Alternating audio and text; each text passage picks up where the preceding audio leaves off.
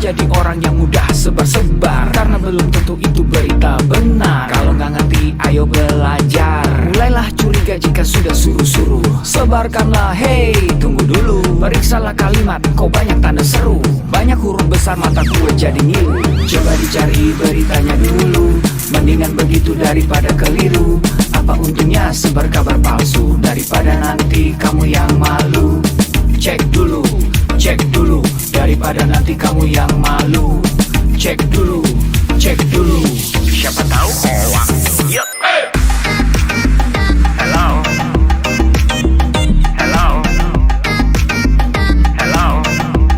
siapa tahu hoax. Yup. Hello,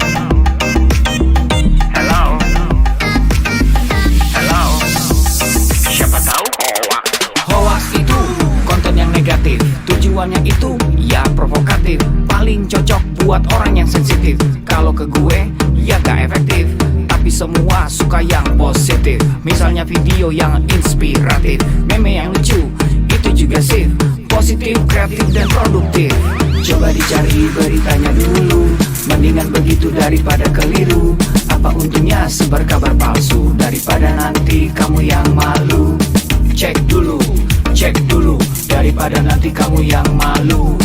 Cek dulu, siapa tahu hoax. Yup. Hello,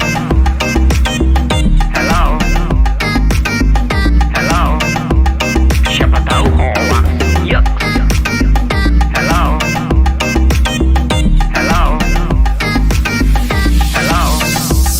siapa tahu hoax.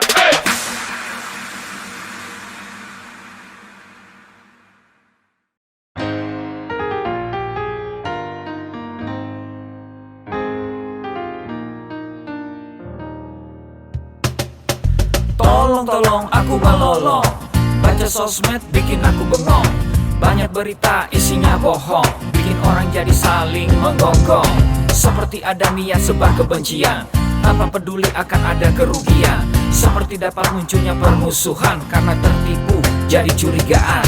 Gue pernah baca hoax di sosmed, yang jadi merugikan tukang trompet. Katanya trompet bisa bikin kanker, trompet sih cuma bisa bikin bibir doer. Sylvester Stallone dibilang mati, Brad Pitt juga dibilang mati, Mr. Bean, Jackie Chan juga dibilang mati. Seneng banget doain orang mati. Harusnya ada etikanya bermain sosial media. Tak bisa asal mengirim tanpa dipikirin, bisa fatal akibatnya. Bersihkanlah udara kita dari kebencian. Sebarkan saja cintamu untuk Indonesia. Wahai kepada pengguna sosmed, mari bersatu sampai lengket. Jagalah persatuan, jangan lobet. Hati-hati banyak tukang copet. Hey, jangan sampai salah posting, bisa bikin orang jadi pusing. Cek dulu itu penting, jangan jadi cepat terpancing. Gue pernah takut salah minum, karena bahaya buat tulang sumsum. Hampir semua merek disebutkan, gara-gara itu gue kehausan. Gue tertipu isu PKI, katanya jutaan sudah dipersenjatai. Akibatnya gue keluar biaya, bikin persembunyian bawah tanah. Harusnya ada etikanya bermain sosial media. Tak bisa asal mengirim tanpa dipikirin, bisa fatal akibatnya. Bersihkanlah udara kita dari kebencian. Sebarkan saja cintamu untuk Indonesia. Bersihkanlah udara kita dari kebencian. Sebarkan saja cintamu untuk Indonesia.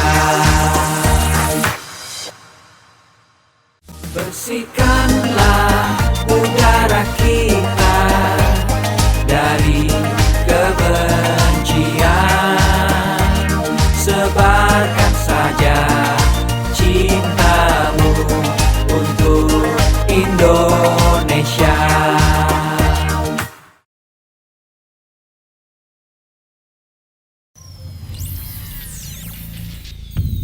Selamat datang di Indonesia Makin Cakap Digital, langsung dari 34 provinsi, 514 kabupaten kota, diikuti lebih dari 500.000 talenta digital.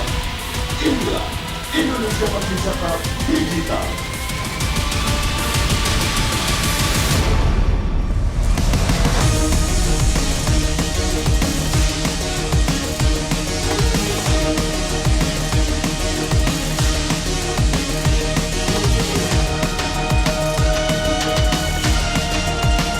Saya luncurkan program literasi digital nasional hari ini.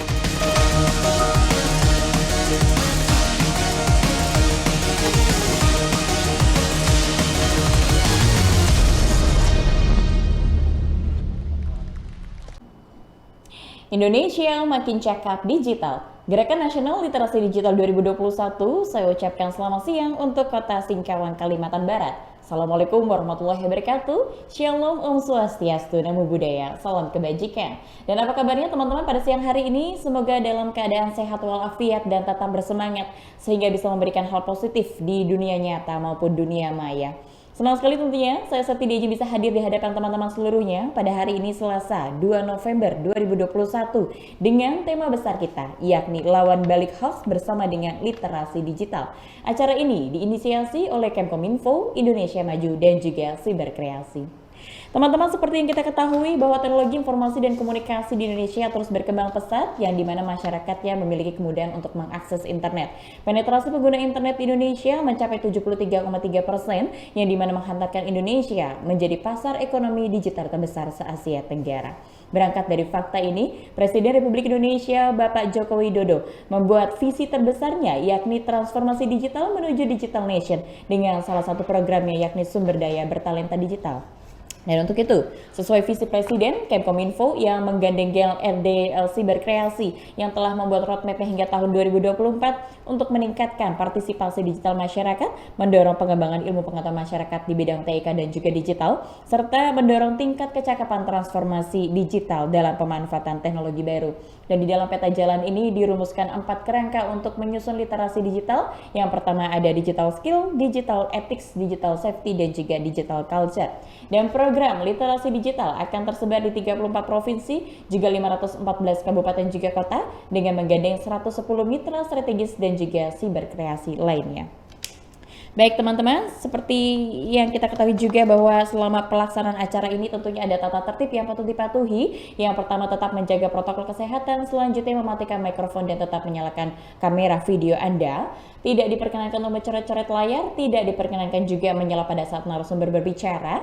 Dipersilakan teman-teman untuk bisa mengerjakan pretest dan juga post-test yang akan berkaitan dengan e-sertifikat yang bisa teman-teman dapatkan di akhir acara. Maka saya menghimbau teman-teman seluruhnya untuk bisa mengikuti keseruan acara ini hingga akhir. Sekali lagi guna mendapatkan e-sertifikat. Dan terakhir, aplikasi Siberkreasi bisa di-download melalui App Store dan juga Google Play. Marilah teman-teman bersama-sama sebagai wujud rasa cinta tanah air kita menyanyikan lagu kebangsaan Indonesia Raya 3 stanza yang akan diikuti arahan dari Presiden Republik Indonesia, Bapak Joko Widodo.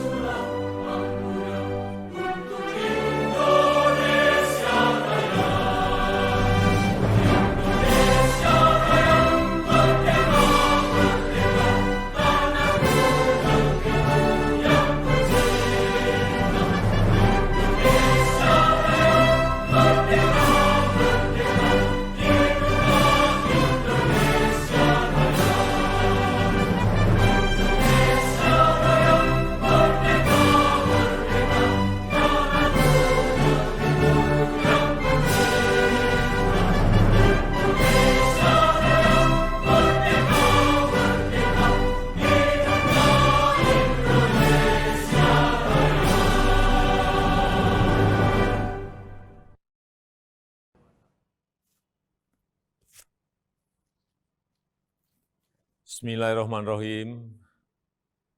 Assalamualaikum warahmatullahi wabarakatuh. Salam sejahtera bagi kita semuanya. Shalom, Om Swastiastu, Namo Buddhaya, salam kebajikan. Yang saya hormati para Menteri Kabinet Indonesia Maju, para Gubernur, Bupati, dan Wali Kota di seluruh tanah air Indonesia, hadirin dan undangan yang berbahagia. Pandemi membuka kesempatan luas bagi kita untuk melakukan transformasi digital secara besar-besaran. Pembangunan infrastruktur digital terus kita percepat. Ekonomi digital, terutama untuk UMKM, terus diperbanyak dan terus ditingkatkan. Pemerintahan digital juga terus diperkuat dan masyarakat disiapkan agar lebih cakap digital. Insya Allah pada akhir tahun 2022, 12.548 desa kelurahan akan terjangkau sinyal 4G. Percepatan 10 tahun lebih maju dari rencana sebelumnya yang selesai pada tahun 2032. Infrastruktur digital tidak berdiri sendiri. Jadi saat jaringan internetnya telah tersedia, harus diikuti kesiapan pengguna internetnya agar manfaat positif internet dapat dioptimalkan untuk membuat masyarakat semakin cerdas dan produktif. Sebaliknya, efek negatifnya harus dapat terus ditekan, terus diminimalkan. Bapak Ibu yang saya hormati, tantangan di ruang digital semakin besar, sangat besar. Konten-konten negatif terus bermunculan. Kejahatan di ruang digital terus meningkat. Hoax, penipuan daring, perjudian, eksploitasi seksual pada anak, perundungan siber, ujaran kebencian, radikalisme berbasis digital perlu terus diwaspadai karena mengancam persatuan dan kesatuan bangsa. Kewajiban kita bersama untuk terus meminimalkan konten negatif, membanjiri ruang digital dengan konten-konten positif, banjiri terus, isi terus dengan konten-konten positif. Kita harus tingkatkan kecakapan digital masyarakat agar mampu menciptakan lebih banyak konten-konten kreatif yang mendidik, yang menyejukkan, yang menyerukan perdamaian. Internet harus mampu meningkatkan produktivitas masyarakat, membuat UMKM naik kelas, perbanyak UMKM onboarding ke platform e-commerce, sehingga internet bisa memberi nilai tambah ekonomi bagi seluruh lapisan masyarakat. Hadirin sekalian, literasi digital adalah kerja besar. Pemerintah tidak bisa bekerja sendirian. Perlu mendapatkan dukungan seluruh komponen bangsa agar semakin banyak masyarakat yang melek digital. Saya memberikan apresiasi kepada 110 lembaga dan berbagai komunitas yang terlibat dalam program literasi digital nasional ini. Saya harap gerakan ini menggelinding dan terus membesar, bisa mendorong berbagai inisiatif di tempat lain, melakukan kerja-kerja konkret di tengah masyarakat, agar makin cakap memanfaatkan internet untuk kegiatan edukatif dan produktif. Saya rasa itu yang bisa saya sampaikan, dan dengan mengucap Bismillahirrahmanirrahim, saya luncurkan program literasi digital nasional hari ini. Terima kasih. Wassalamualaikum warahmatullahi wabarakatuh. Om Santi Santi Santi Om. Namo Buddhaya.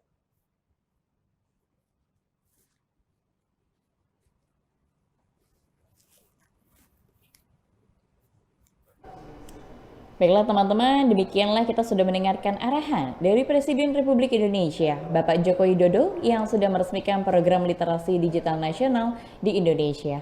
Bersama-sama juga kita akan mendengarkan keynote speech yang akan disampaikan oleh Dirjen Aplikasi Informatika yang terhormat Bapak Samuel Abrijani Pengerapan BSC, dipersilahkan. Pastikan kita selalu menerapkan protokol kesehatan dengan menggunakan masker, menjaga jarak, dan selalu cuci tangan. Assalamualaikum warahmatullahi wabarakatuh. Salam sejahtera bagi kita semua. Om Swastiastu, Namo Buddhaya, salam kebajikan.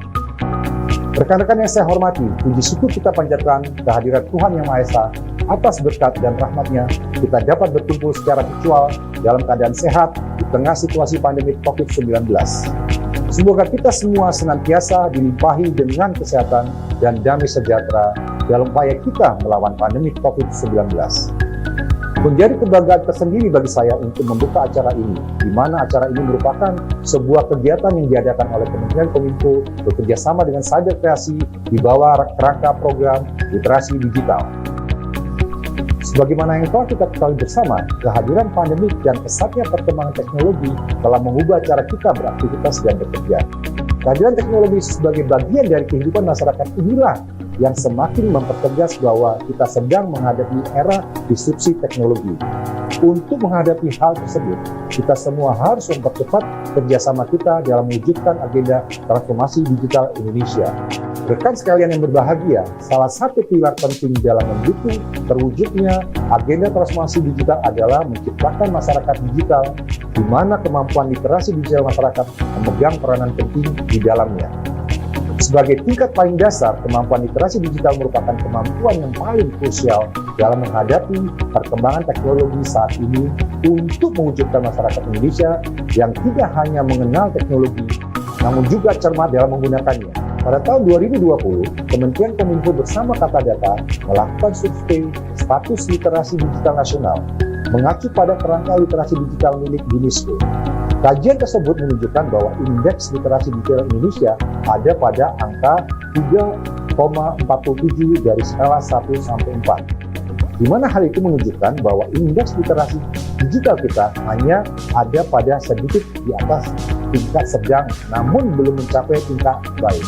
Untuk mencapai tingkat literasi yang baik, pemerintah tidak dapat bekerja sendiri. Kementerian Kominfo bersama Cyber Kreasi dan berbagai stakeholder terus berupaya mengadakan berbagai kegiatan untuk meningkatkan kemampuan literasi digital masyarakat Indonesia, dan salah satunya adalah yang sedang rekan-rekan sekalian ikuti sekarang. Rekan-rekan yang saya hormati, dalam menghadapi perkembangan teknologi yang sangat cepat, literasi digital merupakan kunci dan fondasi utama harus kita semua miliki. Pemerintah dalam hal ini, Kementerian Kominfo, bersama dengan Cyber Kreasi berkomitmen akan terus melakukan upaya meningkatkan literasi digital masyarakat lewat berbagai macam inisiatif kegiatan. Adanya berbagai inisiatif kegiatan literasi digital diharapkan dapat memfasilitasi dan semakin mendorong terwujudnya masyarakat digital Indonesia. Keadaan normal yang baru, baik sekarang maupun pasca pandemi, akan mempercepat proses digitalisasi di berbagai lini kehidupan kita. Maka dari itu, kita harus mempersiapkan SDM kita dengan keterampilan digital yang sesuai untuk menghadapi perubahan ini. Akhir kata, mari kita membawa perubahan positif untuk Indonesia yang lebih baik. Kita ciptakan inovasi-inovasi berkualitas dengan mengembangkan talenta dan memaksimalkan potensi masyarakat digital Indonesia. Bersama kita dapat melalui pandemi dengan menjadi lebih baik dari masa sebelumnya. Demikian sambutan yang dapat saya sampaikan. Selamat mengikuti kegiatan, tetap semangat, dan salam literasi digital. Wassalamualaikum warahmatullahi wabarakatuh. Om Santi Santi Santi Om.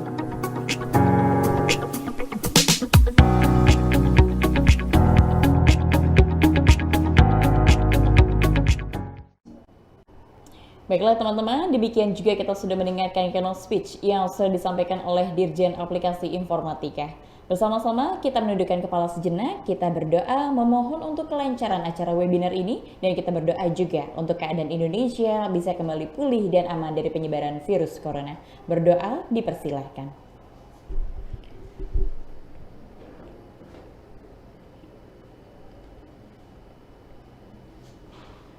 Berdoa selesai teman-teman, terima kasih. Baik teman-teman, ada informasi menarik sekali untuk teman-teman seluruhnya yang mengikuti keseruan acara ini. Kami mengapresiasinya untuk seluruh peserta dengan memberikan hadiah sebesar 1 juta untuk 10 orang terpilih. Caranya mudah sekali untuk teman-teman bisa mendapatkan hadiah berupa e-money ataupun pulsa. Cukup memberikan pertanyaan paling menarik saja untuk tiap-tiap narasumber yang sudah selesai memberikan presentasinya. Jangan lupa juga untuk mengunggah keseruan acara ini di Instagram feed teman-teman semuanya dengan hashtagnya Makin Cakap Digital, Siberkreasi dan juga Lidikal 1909. Follow serta mention @siberkreasi dan juga @lidik.kalimantan. Untuk informasi lebih lengkapnya, teman-teman bisa mengecek di kolom chat. Di sana kami informasikan bagaimana caranya untuk mengikuti keseruan acara ini dan berhadiah untuk memenangkan hadiah sekali lagi berupa e-money ataupun pulsa. Baik, kita akan menyapa untuk seluruh narasumber di siang hari ini. Kita memiliki 4 narasumber istimewa. Saya turut menyapa untuk narasumber yang pertama. Di sini ada Ibu Senia Angelica Wijayanto SHMSI selaku Head of Center for Publication LSPR Institute, dan ada juga Ibu Endah Ramadhani SPD selaku guru SMAN 2 Singkawang. Untuk KOL kita ada Kak Juliet Jirjonia Marlin SIKOM selaku entertainer, dan juga Bapak Insan, saya lengkapi, Bapak Insan Suwanto SPD MPD selaku Kepala Lembaga Pengelola dan juga Penerbit Jurnal Ilmiah STK IP Singkawang. Kita berjumpa dengan narsum yang pertama, turut menyapa Ibu Senia. Selamat siang Ibu.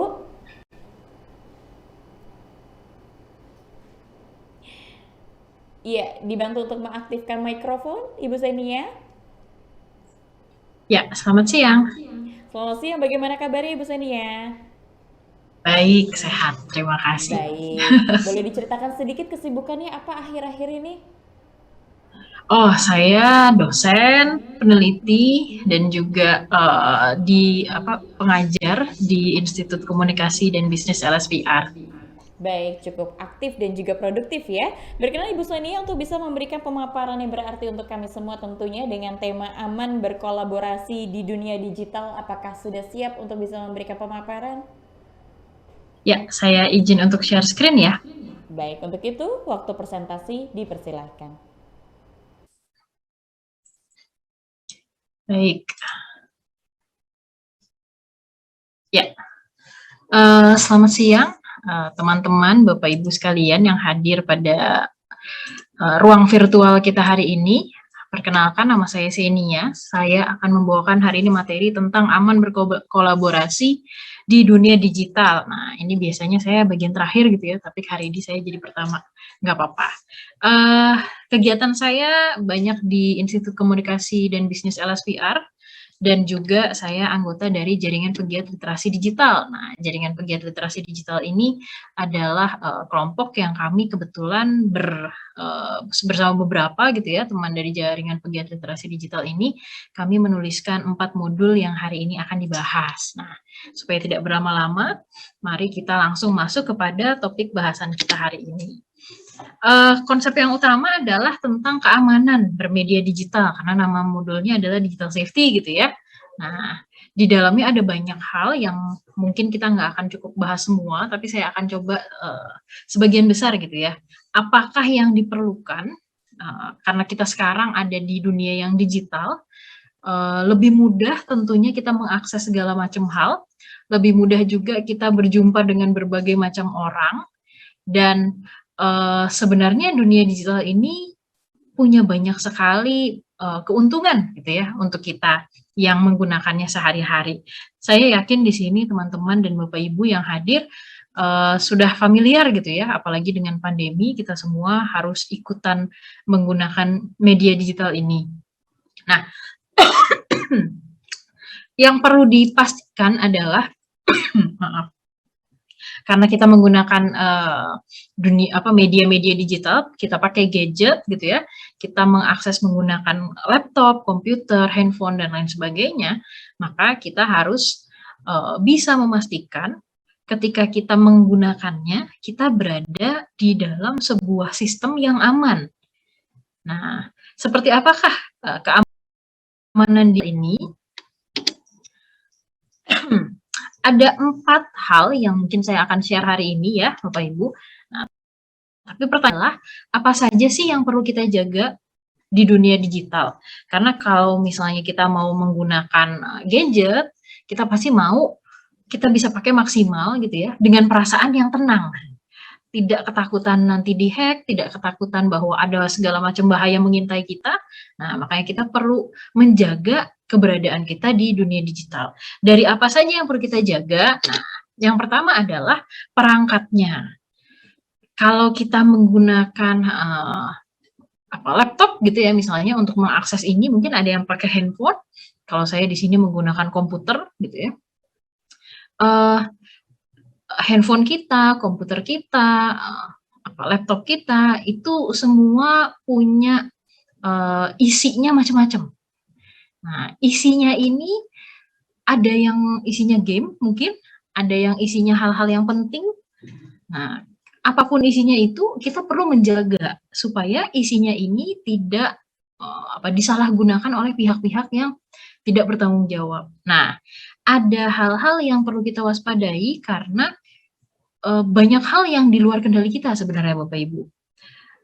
Contohnya adalah serangan-serangan dari luar yang mereka mau menyerang perangkat-perangkat digital kita. Tapi meskipun itu kalau hal dari luar itu kita tidak bisa menduga kapan dia datangnya, tapi kita bisa menjaga supaya perangkat yang kita gunakan ini aman. Nah, dengan cara apa? Misalnya menggunakan kata sandi gitu ya, menggunakan password, menggunakan ada langkah-langkah untuk mengamankan namanya face authentication, pakai muka gitu ya, buka kunci pakai pakai mukanya, pakai fingerprint, pakai antivirus mungkin supaya tidak terkena virus perangkatnya dan lain sebagainya. Nah, perangkat digital kita ini perlu kita proteksi, perlu kita jaga karena ketika dia rusak, kita tidak bisa menjamin 100% ketika kita letakkan dia di tempat servis misalnya gitu ya, apakah data kita akan aman atau tidak. Nah, kunci yang pertama dari awal saya mau mengajak kita untuk mengantisipasi gitu ya. Sebelum terjadi apa-apa kita sudah mempersiapkan atau menjaganya supaya mudah-mudahan tidak terjadi. Nah, selain perangkat-perangkat digital yang kita gunakan, ada yang namanya identitas digital. Apa sih identitas digital itu? Nah, identitas digital ini macam-macam bentuknya gitu ya, tapi dia adalah hal-hal yang bisa ditemukan orang lain tentang diri kita. Misalnya kalau kita punya KTP gitu ya, ada nama, ada alamat, ada RT RW dan lain sebagainya. Nah, identitas digital kita juga adalah mirip gitu ya dengan identitas kita di dunia nyata. Misalnya kalau kita menggunakan perangkat media-media sosial gitu ya, ada nama di situ, kita taruh nama, kita taruh username, gitu ya. Terus ada deskripsi pengguna, misalnya ada alamat website, ada di situ kita hobinya apa mungkin, atau kegiatan kita apa, dan lain sebagainya. Nah, segala sesuatu yang kita cantumkan di dunia digital tentang diri kita adalah identitas kita. Meskipun ada juga identitas-identitas yang memang kita perlu meletakkannya gitu ya. Misalnya kalau kita mau menggunakan aplikasi untuk berbelanja e-commerce, kita diminta masukin nama, masukin kadang bahkan ada nomor rekening gitu ya, terus masukin foto KTP. Kalau teman-teman yang pernah menggunakan aplikasi-aplikasi, ada yang kita diminta untuk foto bersama dengan KTP kita. Nah, ini adalah identitas-identitas yang harusnya kita jaga. KTP kita, NPWP, kata sandi gitu ya, dan lain sebagainya, ini harusnya gitu ya, kita punya mekanisme untuk mengamankan ini supaya tidak diambil atau disalahgunakan oleh orang-orang yang tidak bertanggung jawab tadi. Banyak orang jahat di luar, banyak gitu ya, banyak banget. Nah, kita yang harus pintar-pintar menjaga. Kenapa? Karena yang namanya teknologi ini pasti punya kelemahan. Nah, yang banyak kelemahannya saat ini atau sekarang lagi ramai dibicarakan adalah pencurian identitas digital atau pencurian data-data. Ada banyak sekali data-data kita yang bobol gitu ya, bocor. Kita misalnya pakai macam-macam, kita suka taruh data, kita kasih ke pihak-pihak tertentu gitu ya. Kita nggak pernah tahu apa yang mereka lakukan atau apa yang mereka gunakan dari data kita tersebut. Nah, untuk itu kita yang harus bisa menjaga untuk tidak semua data-data ini kita kasih kemana-mana. Nah, ini yang kita harus hati-hati. Kadang-kadang kita perlu gitu ya, tapi ada hal yang baiknya kita jaga supaya ini kayaknya nggak perlu-perlu banget nih. Jadi nggak usah kita kasih. Ada yang minta KTP, langsung kita kasih gitu. Harusnya kita pikirkan dulu, perlu nggak KTP ini kita bagikan dan lain sebagainya. Karena ada banyak kejahatan di luar sana yang mengintai. Antara lain adalah, nah, ada yang namanya panggilan-panggilan spam. Ada yang suka telepon, mungkin malam-malam kalau di saya suka ada telepon di jam-jam 3 pagi gitu ya. Terus abis itu kalau diangkat terus teleponnya isinya orang nangis gitu ya, minta tolong apa di kantor polisi katanya. Saya bingung ini siapa, saya matiin lagi kalau saya sih gitu ya. Nah, ada banyak cara orang mau melakukan kejahatan terhadap kita. Nah, kita yang harus berhati-hati. Bagaimana caranya? Yang pasti pertama kita harus tahu dulu apa yang ada di luar sana. Kejahatan-kejahatannya itu seperti apa gitu ya. Ada yang namanya phishing, ada yang namanya hacking. Apa itu phishing dan hacking? Nah, hacking tuh kita orang menyusup lalu dia mengambil alih perangkat-perangkat digital kita ini atau akun-akun media sosial kita. Lalu kalau phishing orang menipu gitu ya, penipuan-penipuan lewat ranah digital, suka dapat WhatsApp mungkin yang katanya dapat kupon. Nah, ada kupon harus klik link ini, terus kita harus isi, terus setelah kita isi kuponnya nggak datang-datang. Nah, hati-hati kita sudah terkena phishing mungkin. Dan ada banyak sekali kejahatan-kejahatan lainnya. Nah, teman-teman kalau mau baca lebih lanjut, saya persilahkan untuk download modul-modul literasi digital di literasidigital.id. Ada 4 dan ada banyak lagi yang lain yang bisa dipelajari. Nah, yang tidak kalah penting adalah kita harus bisa menjaga jejak digital kita. Nah, apa sih jejak digital? Nah, kalau kita jalan-jalan ke pantai, kita jalan-jalan di pasir gitu ya, di belakang kalau kita nengok ke belakang ada jejak kaki. Nah, kalau jejak digital adalah jejak yang kita tinggalkan ketika kita berjalan-jalan di dunia digital. Main di media sosial gitu ya, di sini bisa dilihat nih, main di media sosial, kasih komen, tag location dan lain sebagainya. Ini jejak-jejak yang kita tinggalkan. Jejak digital ini dia bisa berdampak baik buat kita, bisa juga berdampak buruk. Kalau kita tinggalkan hal-hal yang baik, kalau kita posting-postingnya yang baik, maka jejak digital kita juga akan jadi baik. Nah, pertanyaannya, bagaimana kalau kita posting-posting hal-hal yang negatif? Berarti jejak digital kita yang tertinggal adalah jejak digital yang negatif juga. Nah, apa pentingnya jejak digital ini? Jejak digital ini adalah gambaran ketika orang mau mencari kita di internet. Misalnya, mereka ketik siapa sih Xenia ini gitu ya. Terus abis itu mereka masukin Xenia, terus masukin nama keluarganya gitu ya. Terus di enter, terus mereka cari, oh media sosialnya ini, oh orangnya yang ini, oh ternyata foto-fotonya semua keluar. Nah, terbayang ya kalau kita posting-posting hal yang negatif tadi. Ketika orang mencari informasi tentang kita di internet, maka mereka akan menemukan tadi hal-hal yang negatif yang sudah kita pernah posting. Nah, efeknya bisa panjang teman-teman dan Bapak Ibu, bisa ke pertemanan kita, ke lingkungan pekerjaan dan lain sebagainya. Nah, sekarang saya kasih solusi gitu ya. Ini bukan solusi banget ya, tapi membantu setidaknya, boleh dicoba. Bagaimana sih caranya untuk melindungi keamanan digital kita? Tadi kita mau supaya dunia digital ini kita bisa berkolaborasi, bisa memanfaatkannya dan memaksimalkannya supaya apa yang kita lakukan itu bisa berbuah baik gitu ya di dunia digital. Nah, sekarang gimana caranya kita melindungi keamanan kita? Pertama, kita harus mengetahui gitu ya, seperti apa jejak digital yang pernah kita tinggalkan. Kita udah pernah ngapain aja? Punya media sosial apa aja, postingannya kayak gimana aja, temenannya sama siapa aja. Nah, tuh sudah harus mulai sekarang kita pikirkan. Nah, setelah itu ingat-ingat lagi perangkat-perangkat digital yang kita pakai, handphone gitu ya misalnya, apakah sudah sering diupdate? Softwarenya diupdate nggak? Jangan-jangan enggak nih. Jangan-jangan udah kepenuhan gitu ya sama foto-foto dan gambar-gambar macam-macam, sampai memorinya udah nggak bisa untuk kita update. Nah, hati-hati, kalau kita tidak update, maka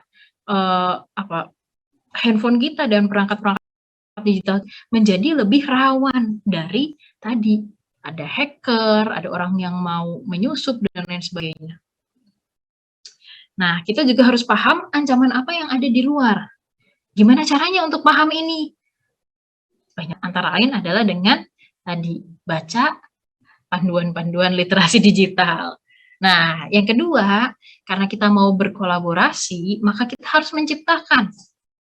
Apa yang baru kita ciptakan? Pertama, konten-konten yang baik. Nah, tadi waktu teman-teman masih menunggu gitu ya, ada lagu-lagunya. Nah, katanya ciptakan konten-konten yang baik, posting-posting yang baik. Dan juga kita harus mengasah skill-skill digital kita. Lalu, selalu cek privacy setting akun dan perangkat digital. Jangan malas ganti password dan update security setting. Di sini siapa yang dari pertama kali bikin akun media sosial belum pernah ganti password? Nah, hati-hati ya, kita harus saling mengingatkan gitu ya. Jangan masuk ke website-website yang berbahaya atau website-website yang mencurigakan gitu.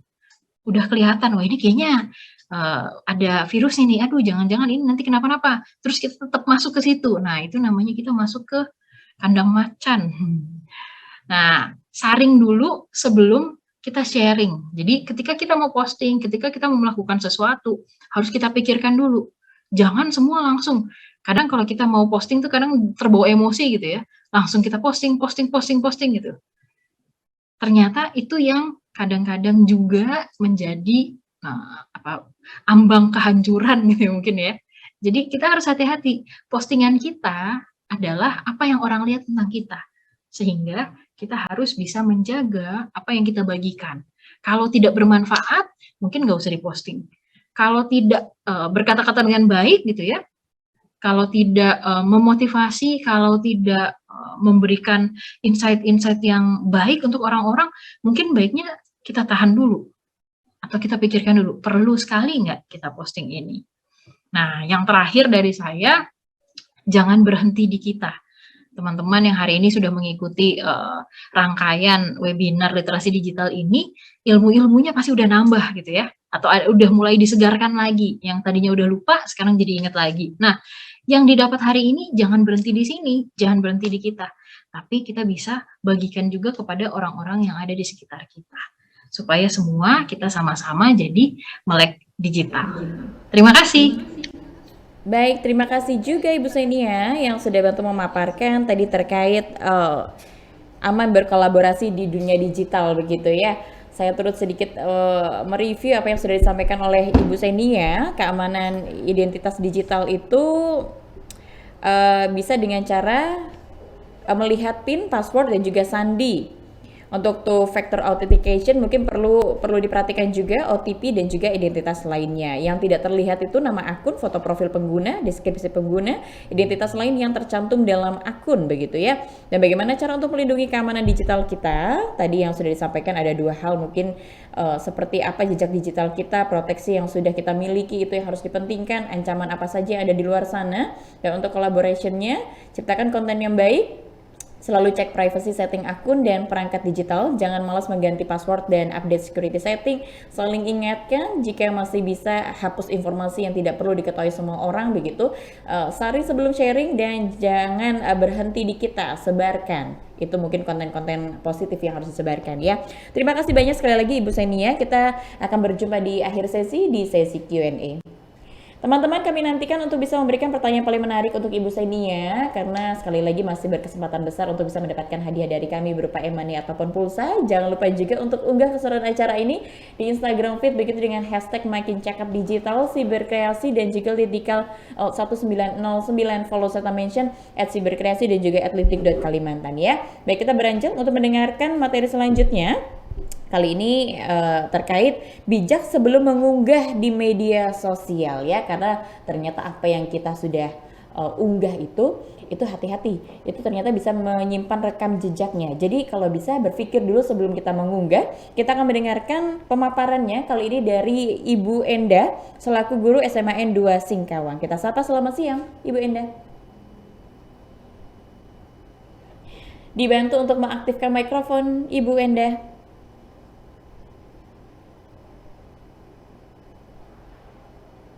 Dibantu untuk mengaktifkan mikrofon Ibu Endah. Oke, Baru terdengar. Baik, Ibu Endah bagaimana kabarnya?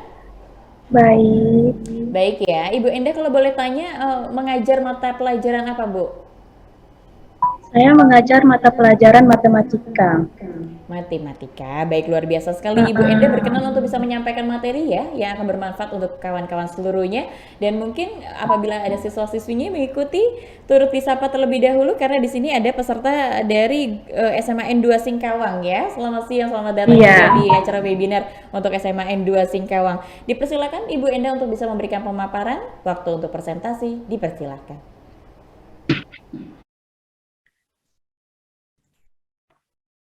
Oke, selamat siang semuanya. Di sini saya akan menjelaskan tentang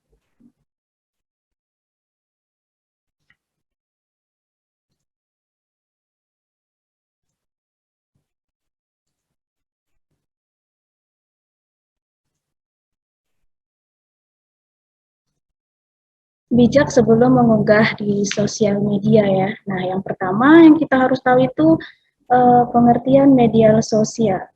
Media sosial.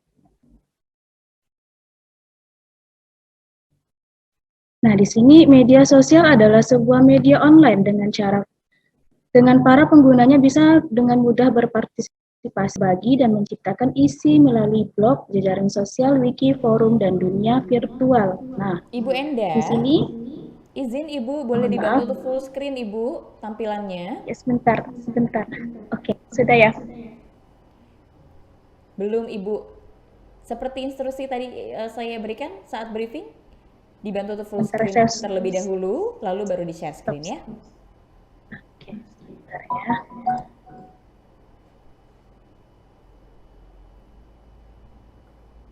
Ya, sudah aman Ibu. Dipersilakan untuk bisa melanjutkan.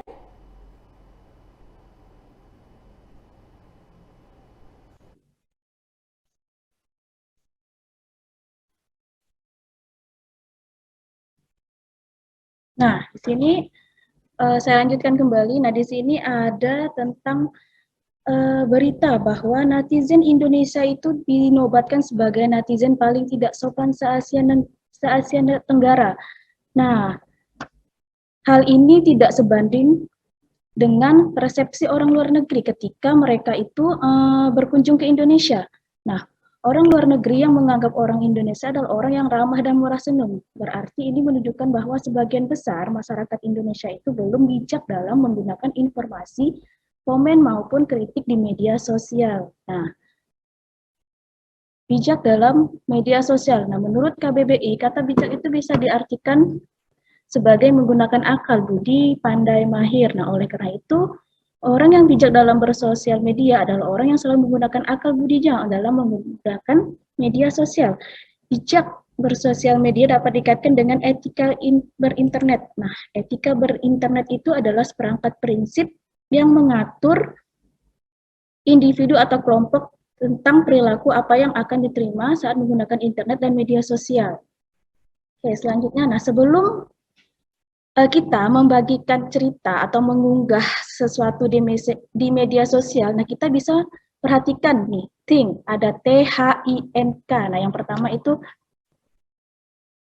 T, true. Nah, kalian tuh harus bisa tahu apakah konten yang atau komen yang kamu mau unggah di medsos itu harus sesuai fakta. Jadi jangan hoax ya. Jadi kita harus mengunggah konten atau komen itu harus sesuai fakta. Jadi nggak boleh bohong-bohong.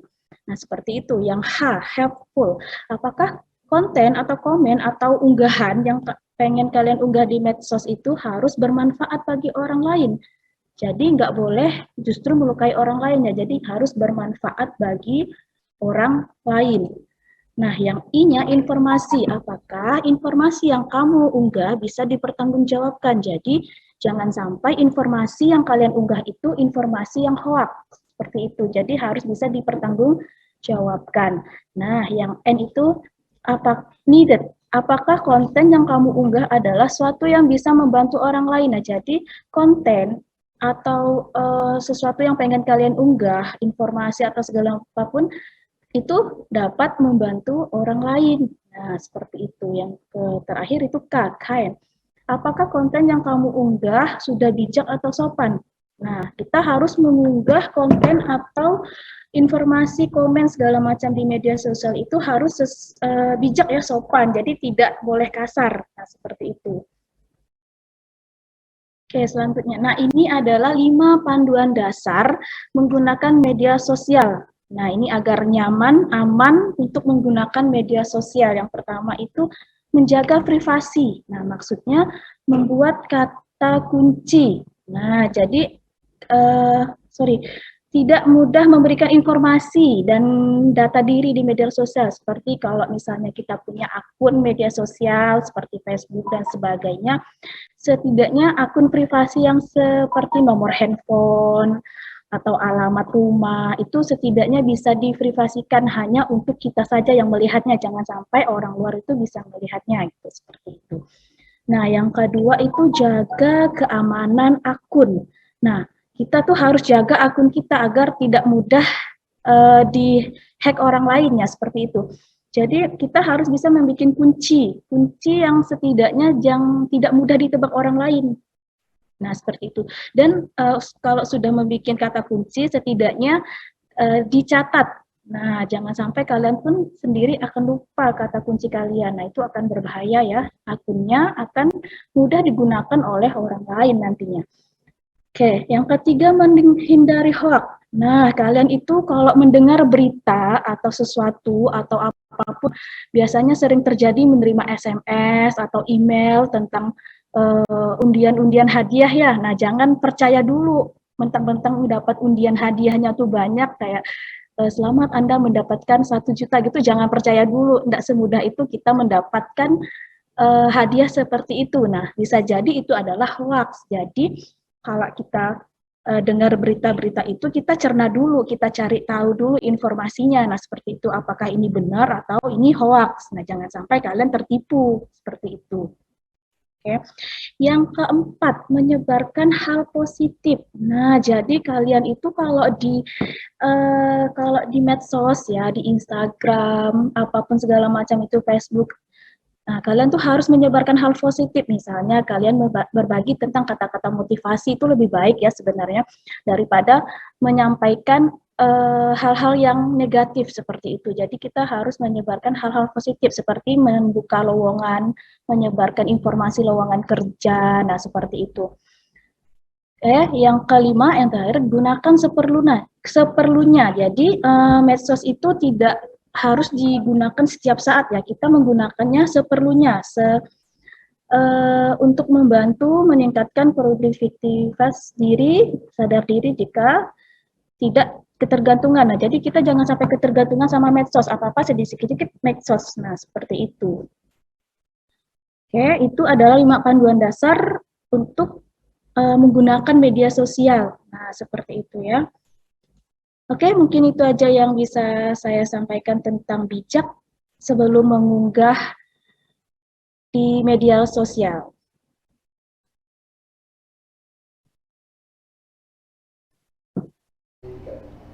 Terima kasih banyak juga Ibu Enda yang sudah berkenan menyampaikan terkait bijak sebelum mengunggah di media sosial ya. Izin saya akan membacakan sedikit reviewnya yang sudah disampaikan oleh Ibu Enda. Baik, sebelum kamu membagikan cerita di media sosial, kalian bisa melakukan dengan singkatan THINK tadi yang sudah disampaikan oleh Ibu Endah ya, dimana yang mengandung arti T untuk true, apakah konten atau komen yang kamu unggah di medsos sesuai dengan fakta atau justru hoax. Untuk H, yakni helpful, apakah konten atau komen yang kamu unggah di medsos akan bermanfaat bagi orang lain atau justru melukai orang lain.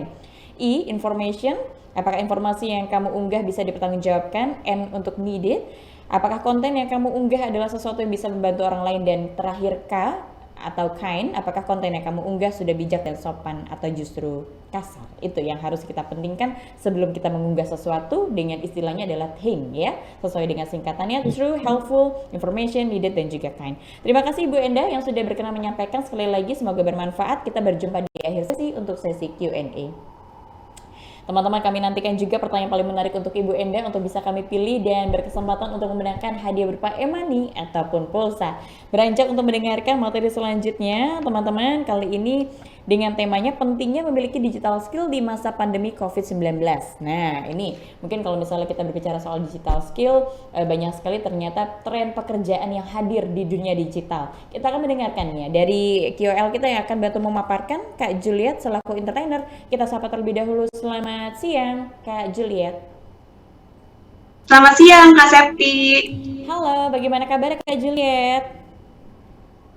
Puji Tuhan baik. Kak Septi apa kabar? Baik. Baik juga dan tetap bersemangat tentunya ya. Dan Kak Juliet selaku entertainer boleh diinformasiin nggak kesibukannya itu seperti apa sih sebenarnya? Kesibukan aku sehari-hari aku ada syuting aja dan juga nge-host gitu. Luar biasa sekali kesibukannya Kak Juliet ya. Kak Juliet, untuk itu saya langsung saja mempersilakan Kak Juliet untuk bisa memberikan pemaparan yang berarti. Boleh disapa-sapa dulu juga untuk seluruh peserta yang hadir di sini. Ada 162 peserta. Untuk itu waktu presentasi dipersilakan. Baik, terima kasih Kak Septi. Aku juga start timer biar nggak loss waktunya. Selamat siang teman-teman di Kota Singkawang. Semoga dalam keadaan yang sehat-sehat ya kita semua, dan ini aku izin share screen untuk materinya.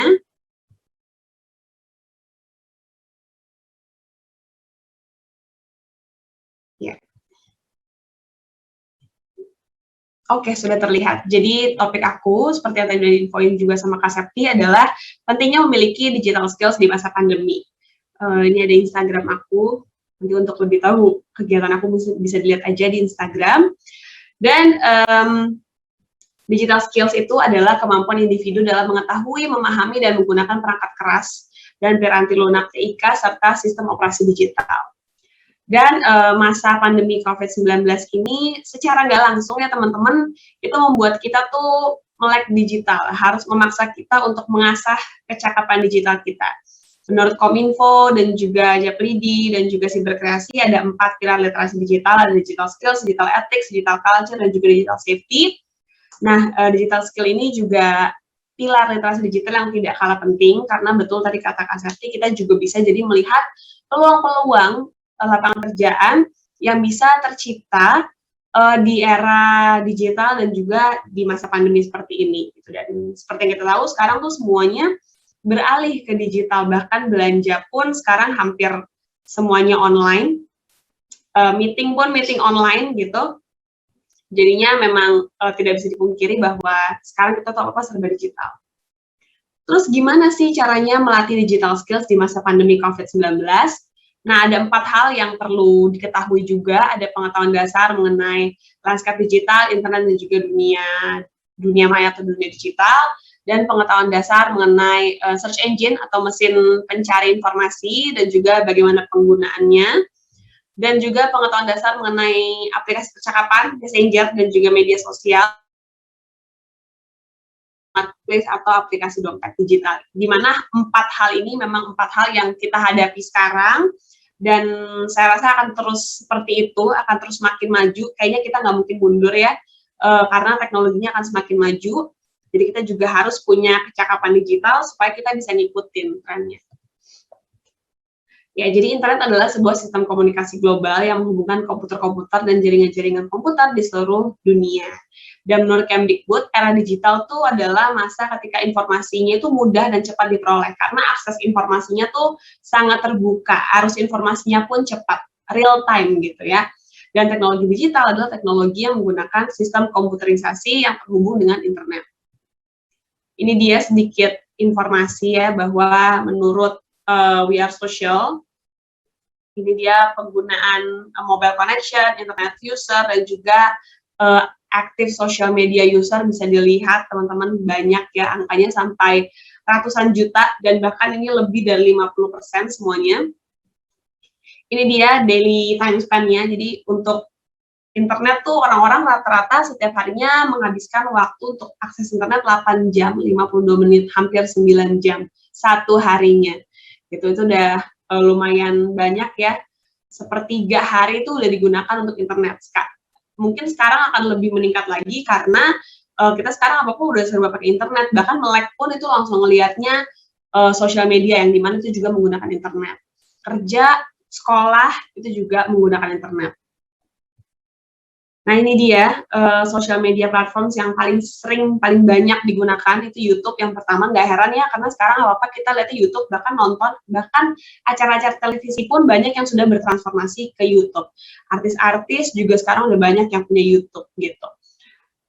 Dan juga podcast-podcast yang sering kita dengerin itu juga banyak di YouTube. Dan yang kedua ada WhatsApp. Nggak heran karena kita sekarang Messenger, belum lagi sekarang semenjak sekolah online dan apa semuanya serba online, semuanya berkoordinasi via grup, yaitu grup WA. Terus Instagram, Facebook, Twitter, Facebook Messenger, dan lain sebagainya. Nah, kita masuk ke pembahasan search engine. Search engine itu adalah mesin pencarian. Seperti ya teman-teman udah nggak asing, pasti ada Google ya, di mana kita search engine itu adalah supaya kita bisa mencari dokumen atau informasi gitu lewat search engine ini. Dan biasanya kita ketik tuh search engine yang kata kuncinya, misalkan kita mau cari cara mengetahui atau cara menghindari phishing, kita cari di Google nanti keluar tuh banyak, ada link-linknya yang bisa kita buka yang berisi artikel-artikel, dan ini adalah macam-macam mesin pencari. Yang paling banyak digunakan adalah Google, ada Yahoo juga, ada Yandex, ada AOL, ada Ask.com, dan ini dia fungsi search engine. Yang pertama, mengindeks alamat dan konten di situs web. Yang kedua, juga menyediakan informasi melalui kata kunci. Yang ketiga, media penasaran. Nah, pemasaran maksudnya, bukan penasaran ya. Yang pertama, mengindeks alamat dan konten di situs web. Jadi ini jadi nanti itu robot dari si mesin pencari ini, dia akan mencari situs web, dia akan mengumpulkan situs web, akan mengkategorikan supaya nanti kalau kita searching itu udah cepat munculnya, keluarnya gitu ya. Dan juga menyediakan informasi melalui kata kunci ini of course, dan makanya kadang kita kalau apa-apa tuh langsung cari aja di Google gitu, karena kita yakin bahwa Google itu bisa memberikan kita informasi gitu. Dan kenapa disebut search engine ini fungsinya sebagai media pemasaran? Karena gini, karena orang apa-apa nyari di search engine, akhirnya brand-brand itu jadi merasa, oh nanti kalau misalnya orang cari baju, nah si brand baju ini tuh mau brandnya muncul di halaman pertama, karena 95% survei menurut Google, orang itu akan lihat di halaman pertama aja search engine. Kadang kan kalau kita buka Google, ada halaman 1, halaman 2, halaman 3, resultnya tuh banyak. Nah, biasanya orang tuh akan fokus di halaman pertama, bahkan di yang paling atas aja tuh, karena merasa bahwa itu yang paling atas adalah yang paling sering diklik dan paling benar gitu. Karena kan ada banyak juga hyperlink, takutnya malah nggak jelas link-linknya. Nah, ini dia cara kerja search engine, itu ada crawling, ini yang tadi aku bilang, jadi robot-robot itu mengumpulkan hyperlink dari berbagai macam sumber gitu ya, nanti berbentuknya tuh dia artikel, dokumen, gambar, dan lain sebagainya, dan setelah dikumpulkan semuanya, hyperlink-hyperlinknya, di Google itu ada sekitar 137 triliun hyperlink, kalau aku nggak salah. Dan diindeks setelah dicari, dikumpulkan oleh si robot dari search engine-nya itu, nanti diindexing, dikategorikan. Misalnya, ini informasi tentang fashion, informasi tentang teknologi, informasi tentang otomotif gitu. Jadi beragam-ragam gitu ya, dan bahkan kadang tergantung negaranya juga gitu. Dan ranking, nah itu nanti yang menurut dari search engine ini yang paling baik, yang paling akurat, ya biasanya akan di atas. Dan semakin sering itu di hyperlinknya dibuka oleh kita pengguna ini, ya nanti dia akan muncul sendiri di atasnya gitu. Dan biasanya brand akan membayar ke perusahaan search engine supaya gimana caranya hyperlink dari brand tersebut itu ada di halaman pertama atau mungkin di yang paling atas, supaya brandnya bisa diklik sama orang, dicari sama orang, dan bisa menjadi brand yang paling banyak dicari. Nah, ini sosial media pasti teman-teman udah pada tahu ya, sosial media ini, dan kita tahu banyak banget di masa pandemi ini yang mulai menjadi artis TikTok. Kalau selebgram kan mungkin udah lama ya, tapi semenjak pandemi ini jadi banyak bermunculan artis-artis TikTok karena nggak tahu mungkin mau ngapain, akhirnya jadi main TikTok dan ternyata menghibur. Ternyata ada juga konten-konten masak, konten-konten yang menghibur, yang lucu-lucu, akhirnya disukai oleh banyak orang karena dianggap menghibur atau mungkin menginspirasi atau mungkin mengedukasi. Nah, akhirnya muncullah peluang-peluang pekerjaan baru. Gitu. Ini juga ada LinkedIn di mana kita juga bisa cari kerjaan via online. Kalau dulu tuh rasanya kita harus ke kantor-kantor, mungkin zaman-zamannya aku, zaman-zamannya Bu Senia, Bu Endah, Pak Insan, itu mungkin kita masih naruh CV ya Pak ke kantor-kantor gitu. Kalau sekarang mah udah enak, udah ada LinkedIn, udah via online, kita tinggal tulis kurikulum vitae kita, nanti bisa kita yang dicari atau kita yang apply ke perusahaan. Nah, ini dia, aku menyimpulkan bahwa kita itu di dunia digital, dan untuk kecakapan digital kita harus memperhatikan 4 aspek yang aku singkat jadi CIE. Yang pertama adalah connect. Kita harus saling terkoneksi satu sama lain. Kita harus build connection karena kesuksesan kita juga tergantung bagaimana koneksi kita di masa sekarang, gimana cara kita membangun networking. Jadi sebisa mungkin kita terkonek dengan orang-orang juga yang inspiratif, yang positif, supaya kita juga terpicu untuk menghasilkan konten-konten yang baik. Dan inspire, kita harus bisa terinspirasi dari konten orang, dan kita juga harus bisa menginspirasi orang gitu.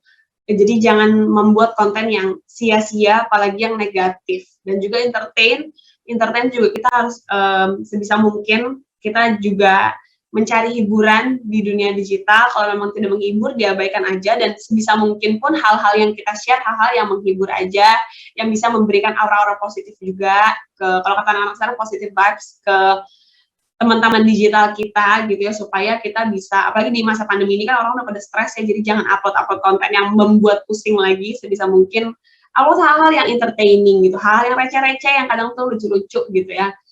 Dan juga yang terakhir adalah educate gitu. Kita harus mikir juga apakah konten ini bisa mendidik kita atau mendidik orang lain. Kalau aku bikin konten ini berguna nggak ya buat orang gitu. Educate itu nggak harus selalu yang bicara soal sains atau hal-hal yang berat, tapi juga bisa misalnya bikin tips masak ikan dengan enak misalnya, itu juga bentuk dari edukasi gitu. Atau misalnya cara edit video yang unik, yang kreatif, itu juga edukasi. Jadi nggak harus selalu yang akademik, enggak juga gitu. Tapi hal-hal yang berkaitan, yang mungkin bisa kasih tips dan trik.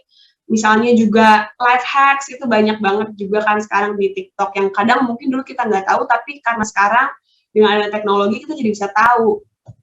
Nah, ini dia contoh-contoh konten yang positif. Ada yang pengembangan diri, ada yang akademik juga, ada yang kita aku bilang gitu ya, bikin konten masak atau juga konten melukis.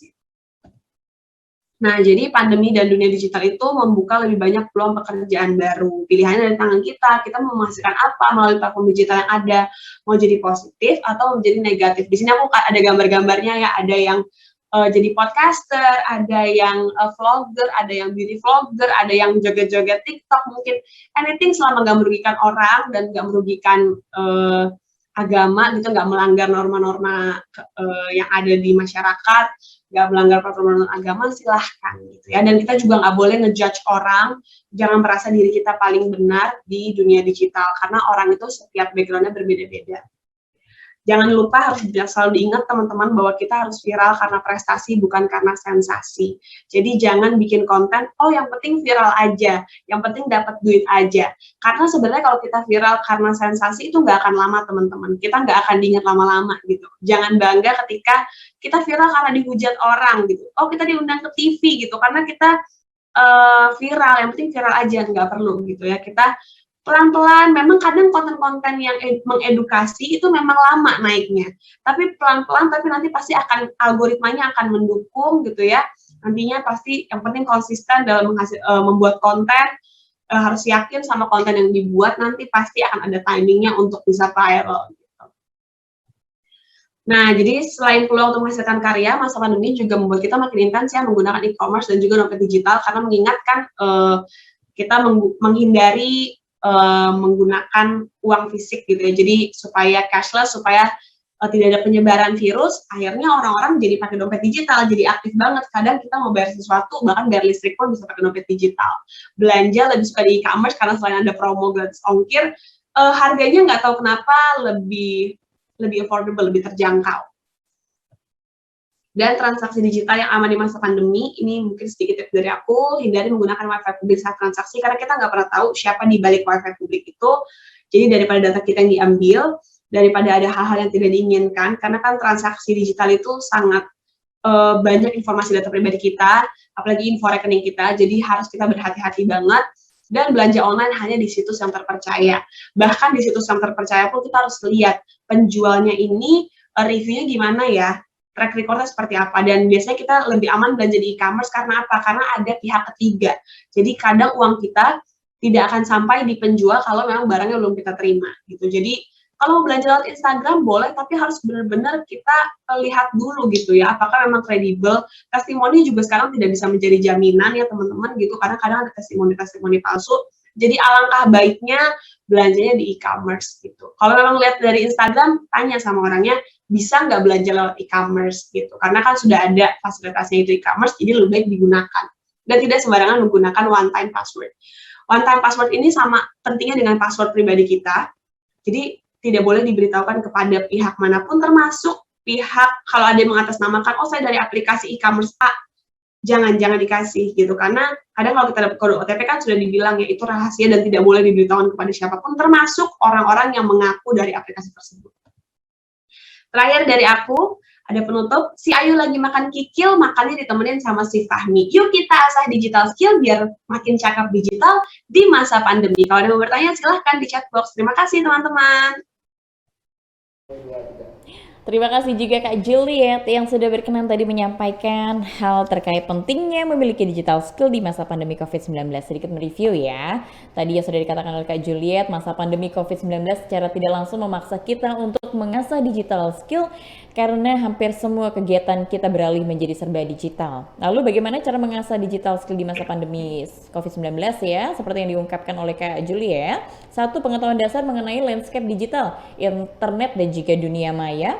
Selanjutnya adalah pengetahuan dasar mengenai mesin pencari informasi, cara penggunaan dan juga pemilihan data, pengetahuan dasar mengenai aplikasi percakapan dan media sosial, dan juga keempat, pengetahuan dasar mengenai aplikasi dompet digital,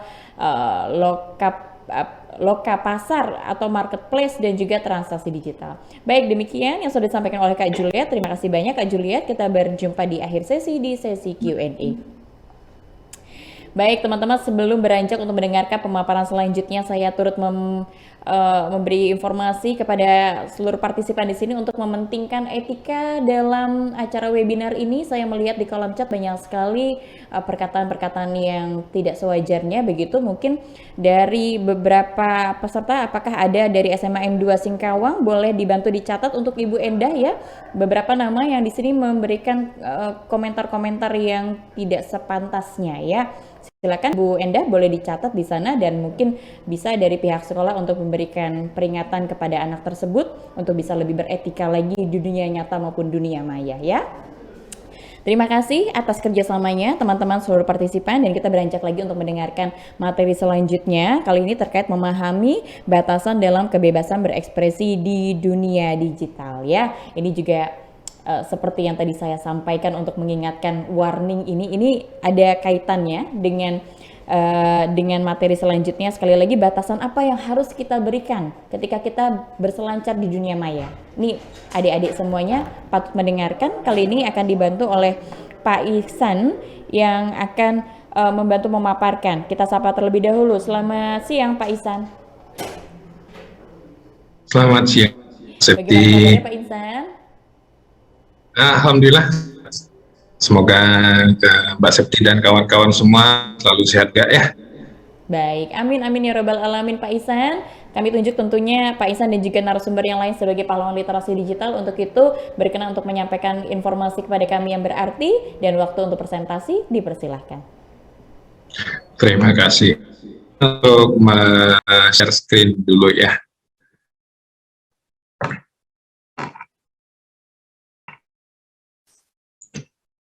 Oke, semoga sudah terlihat semua. Gimana Mbak? Kelihatan belum ya? Sudah terlihat Bapak, dipersilakan. Baik, terima kasih atas kesempatannya. Jangan lupa Mbak, kalau misalnya saya kelewatan, potong saja ya. Saya juga Anda lihat waktu juga presentasi ini. Baik, Assalamualaikum warahmatullahi wabarakatuh. Selamat siang, salam sehat, salam sejahtera untuk kita semua. Apa kabar sumber? Ya, kepada yang terhormat kepada pihak dari pihak Kementerian Kominfo, ya, dari rekan-rekan siber kreasi dan penyelenggara, yang terhormat juga para narasumber, Ibu Senia, ya, Ibu Endah, dan semoga selalu sehat ibu-ibu semua. Saya di sini seperti yang narasumber paling cantik sepertinya ya. Salam juga untuk para peserta ya, APK Biak Singkawang. Ya. Semoga selalu sehat anak-anak semua, adik-adik semua. Jangan lupa tetap mematuhi protokol kesehatan. Senang sekali saya bisa diajak kali untuk bergabung ya secara virtual di sebuah webinar yang sangat menarik dan sangat untuk kita ikuti. Dan izinkan saya untuk menyampaikan materi tentang bagaimana memahami batasan dalam kebebasan berekspresi di dunia. Adapun nanti saya langsung ambil sampel contoh buatan ataupun fenomena cyberbullying ya. Perkenalkan singkat, saya Insan, salah satu dosen STKIP Singkawang yang saat ini juga sedang menjabat sebagai Kepala Lembaga Penerbitan dan Pengelolaan Ilmiah. Dalam kesempatan izinkan saya untuk berbagi wawasan ya dalam rangka mewujudkan visi besar STKIP Indonesia Maju, yakni mewujudkan talenta berdaya dan beretika. Hadirin yang saya hormati, secara umum literasi digital itu sebagai kecakapan berinternet atau menggunakan media digital. Literasi digital itu bukan hanya bagaimana kita pandai menggunakan alat atau teknologi, tapi juga mampu bermedia digital dengan penuh tanggung jawab, ya, beretika. Nah, ini apa konsep dari negara Indonesia, Republik Indonesia kita mencanangkan literasi digital dari 4 pilar.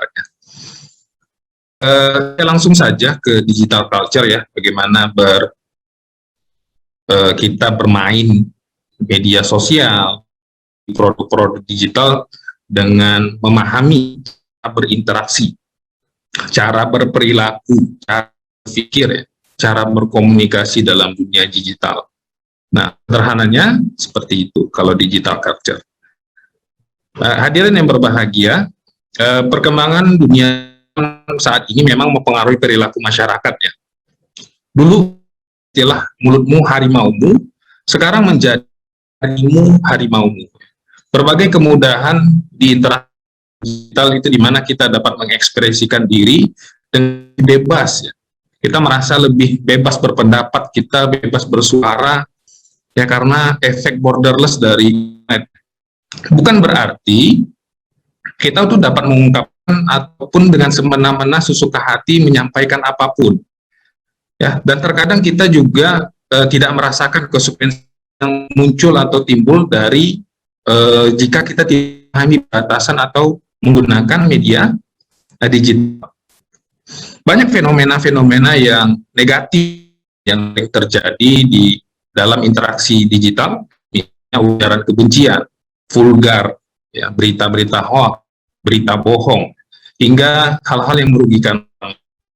Nah, salah satu yang masalah yang atau fenomena yang ingin saya sebagai salah satu contoh bagaimana kita tidak, kalau kita mengabaikan batasan dalam ini seperti ini ya, ini cyberbullying ya. Ini adalah salah satu bagian atau aksi dari bully ya, atau perundungan di dunia digital, bisa foto, video, tulisan atau rekaman suara jadi di berbagai media sosial, baik media sosial chatting ya, ataupun platform-platform streaming ya, hingga penggunaan ponsel. Nah, dampak timbul dari cyberbullying ini bukanlah hal yang sepele sebenarnya. Kalau kawan-kawan pernah dengar K-pop, dia ada atau statement bahwa dia tidak bunuh diri, tetapi dia dibunuh oleh komentar-komentar yang jahat. Nah, itu salah satu bahayanya cyberbullying. Nah, kenapa bahaya? Karena cyberbullying ini bisa meninggalkan jejak digital, seperti yang sudah pemateri sebelumnya sampaikan. Apapun yang kita lakukan itu ada trace-nya, ada jejaknya, sehingga hati-hatilah dalam kalian berkomentar atau mempost. Nah, nyata sifat cyberbullying ini pasti tidak jauh dari melecehkan, membuat bahan olok-olok, ya, merasa membuat sebagai bahan candaan yang bahkan bisa ke ranah hukum, ya. Sehingga untuk itu harus kita perhatikan. Barangkali di sini ada yang pernah merasa seperti itu. Semoga dengan materi ini kita bisa lihat, kita ulik ke dalam bagaimana agar kita bisa lebih aman. Ya. Bagi pernah mungkin menjadi pelaku bully di sini, ya semoga bisa. Ya. Kemudian apabila ada yang belum tahu tentang cyberbullying, nah bisa sama-sama sebagai informasi saja, wawasan tambahan bagaimana kita menyikapi masalah pembulian yang ada di dunia.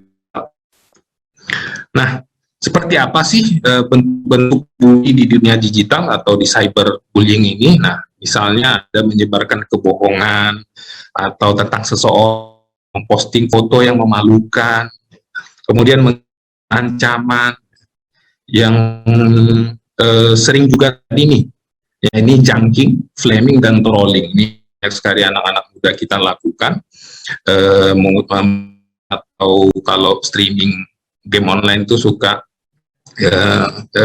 tidak disaring dulu ya, mungkin, dan flaming mengompor-kompor gitu ya, membuat komentar yang ya kurang enak untuk dilihat, sedang trolling. Berbagai contoh lain bisa dibaca, seperti menghasut, melecehkan, dan yang lain-lain. Nah, untuk mengulik lebih lanjut tentang bagaimana kita mencegah dan mengetahui batasan-batasan dalam bermedia sosial, dalam menggunakan produk-produk digital, khususnya pada fenomena cyberbullying. Nah, kita ulik dari 10 pertanyaan teratas tentang cyberbullying. Yang pertama, bully dengan bercanda.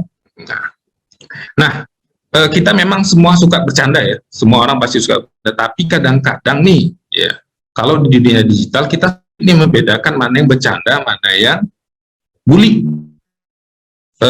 Kadang-kadang cuma bercanda, Mbak. Cuma bercanda kok, jangan dianggap serius lah. Nah, tetapi mana yang membedakan nih? Nah, yang pertama, kalau candaan itu sudah mulai berlebihan, sudah mulai saking sering gitu. Kemudian berkelanjutan nih, di sekolah, di olok juga, ya bercanda, tapi tanya terus di media sosial atau di grup chattingnya sama juga. Ini sudah bisa mengarah pada pembulian.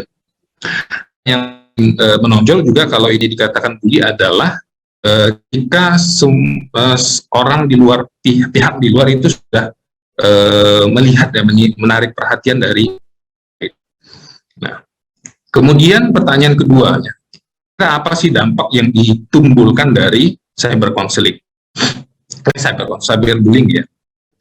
Nah, kalau kita merasa menjadi korban cyberbullying, secara mental itu kita pasti merasa kesal, malu, kemudian merasa dibodohi, ya, kemudian marah. Secara emosional kita akan kehilangan minat nih, udah males, misalnya diejek di kelas, kemudian di grup misalnya, pasti udah males nih kalau mau buka grup, ya, pasti menghadapi orang-orang yang suka ngejek ini pasti sudah males. Kadang-kadang motivasi belajar juga menjadi hilang. Secara fisik juga bisa berakibat lumayan ya, seperti sakit kepala, sakit perut, dan lain-lain. Nah, ini sangat berbahaya sekali. Kemudian pertanyaan ketiga nih, nah, kalau misalnya kita dibully, siapa kita harus melapor? Ya. Nah, sedang dibully, langkah pertama yang harus dilakukan adalah mencari bantuan dari seseorang yang kita percaya, seperti orang tua ataupun orang-orang dewasa yang kita percaya. Kalau di sekolah nih, ya, kita bisa laporkan ke guru. Ya.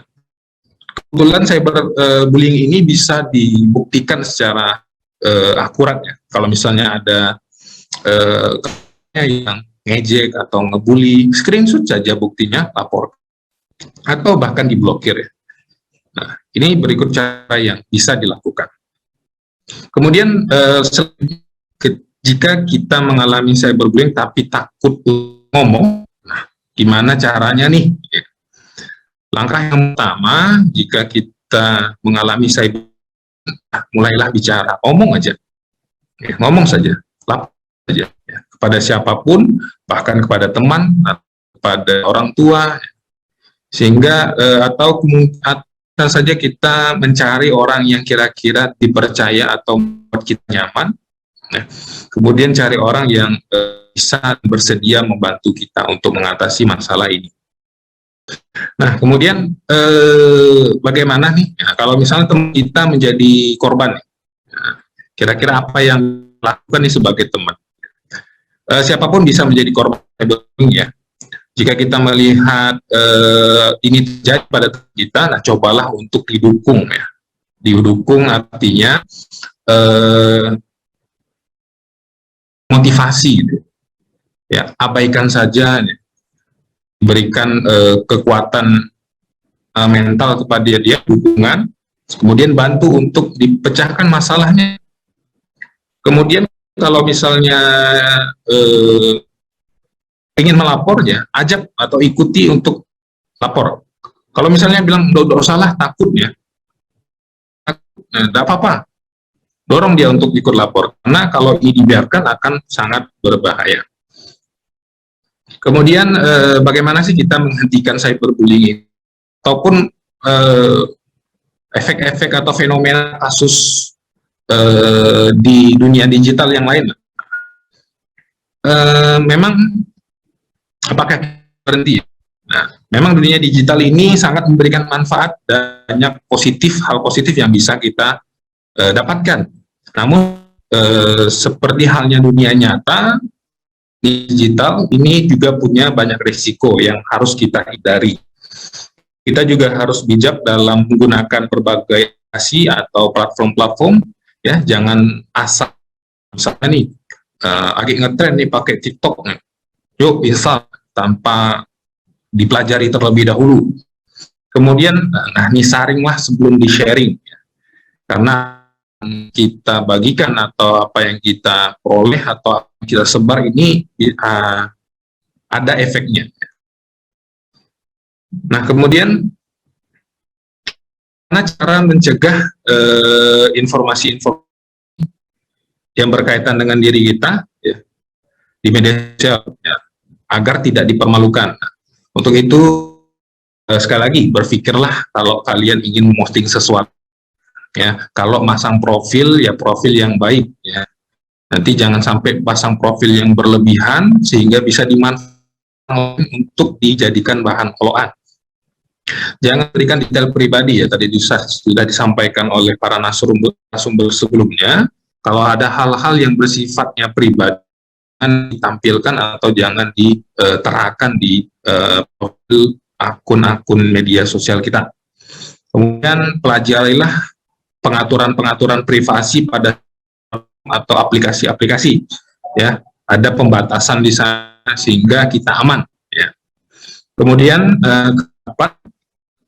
nah ini adakah hukuman ya untuk Pak ini? Nah, sejauh ini kalau kita sering di TV ataupun di manapun, untuk para artis, pejabat, kemudian orang-orang yang punya jabatan mudah sekali untuk membawa masalah-masalah ataupun fenomena ini ke Tapi gimana kalau kita yang masih pelajar nih, yang masih anak-anak, baru pakai smartphone atau pakai gadget, kemana nih saya harus melapor? Nah, inilah laporkan ke orang dewasa terlebih dahulu, bisa orang tua, ataupun orang yang dianggap berwajib ya, atau pihak-pihak punya wewenang untuk mengatasi masalah ini, atau kan melalui platformnya masing-masing. Kan ada tuh pengguna blokir konten dan semacamnya. Kemudian, nah, apakah perusahaan penyedia layanan internet ini betul? Jawabannya iya ya, melalui berbagai fitur dan berbagai panduan yang sudah disediakan. Mungkin kita malas baca atau mungkin malas cari, ya, tidak tahu. Kemudian bisa dilakukan dengan cara pemblokir, ya, bisa kita lakukan. Kemudian pendidikan melalui sosialisasi juga bisa disampaikan. Nah, kemudian terakhir nih, tentang pertanyaan 10, apakah ada cara atau fitur mengenai anti cyberbullying untuk anak atau orang muda ya? Nah, itu menawarkan fitur yang berbeda ya, memungkinkan kita untuk apa saja yang bisa berkomentar, ya. Melihat postingan kita, nah itu yang bisa kita lakukan. Kemudian bisa hubung dengan siapapun, itu bisa kita atur. Fitur juga tentang pemblokiran atau melaporkan kasus cyberbullying, hoax, ataupun kasus lain, itu bisa kita report. Kemudian yang paling penting, yang menjadi benteng dari berbagai macam masalah atau berbagai macam fenomena yang ada di digital, hoax itu, berita bohong itu, penipuan itu atau yang semacamnya, yang menjadi benteng pertama adalah diri kita. Untuk itu bekalilah diri kita semua tentang bagaimana cara memproteksi diri, bagaimana cara belajar, bagaimana berinteraksi dengan orang lain, cara berkomentar, cara posting yang baik itu seperti apa. Yang utama agar kita terhindar dari berbagai macam masalah ataupun kasus-kasus yang bahkan bisa membahayakan. Sebagai kesimpulan, kalau saya baca, ada 30 juta anak dan remaja di Indonesia yang menjadi pengguna internet ini. Internet itu menawarkan banyak hal yang positif. Penyalahan gunaan internet juga bisa menimbulkan dampak negatif. Bagaimana sih caranya agar kita aman? Yang pertama, kalian tunjukkan perilaku baik di dunia maya. Inilah batasan pertama ya. Kalau kita menunjukkan perilaku yang baik, insya Allah aman ya. Mulai ngejek nih, mulai pasti ada. Kalau nggak ada asap, pasti nggak ada api. Sehingga jangan disulut-sulut, jangan di-flaming, dikencing ya. Nah, berperilakulah baik di dunia. Kemudian periksa pengaturan akun-akun kita, ataupun informasi-informasi kita, apakah kita terlalu private ataukah kita membuka diri, nah, itu perlu diperhatikan.